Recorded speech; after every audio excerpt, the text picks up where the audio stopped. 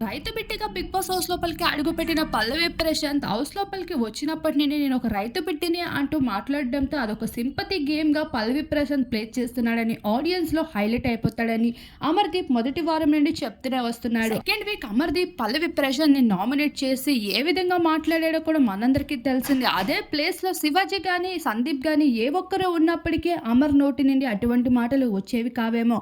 అలాంటి పల్లవి ప్రశాంత్‌ని చిన్నచూపు చూస్తూ వస్తున్న అమర్‌దీప్ ఇప్పుడు మరొక్కసారి ఒరేయ్ నీ 2 మొహాల్ని తీయరా, నువ్వు ఎన్ని రోజులు రా ఇలా ఫేక్ ఫేస్ పెట్టుకొని మాట్లాడతావు, నీ రియల్ ఫేస్ ఏంటో తీ, కంటెండర్ టాస్క్లో కూడా బిగ్ బాస్ నీకు అవకాశం ఇవ్వలేదని కన్ఫ్యూషన్ రూమ్లోకి వెళ్ళి ఏడ్చావు, ఎక్కి ఎక్కి ఏడ్చావు, నీ రియల్ ఫేస్ బయటికి తీ, ఎన్ని రోజులు ఇలా సింపతి ప్లేయర్ చేస్తూ ఉంటావు ఆడియన్స్లో మార్కులు కొట్టేయడానికి అంటూ అమర్ అయితే రెచ్చిపోయాడు. అదేవిధంగా అమర్ని మరింత రెచ్చగొట్టేందుకు పల్లవి ప్రశాంత్ అనేవాడు ఒక్కడే ఉన్నాడు, ఈడే ఒక్కడే ఉంటాడు కూడా అంటూ ప్రశాంత్ సైతం తగ్గేదే లేదు అన్నట్లుగా 'పుష్ప' మూవీలో డైలాగ్స్‌తో పాటు ఇరగదీసేస్తూ దిమ్ము రేపుతూ కనిపించేశాడు హౌస్ మేట్స్ అందరికీ.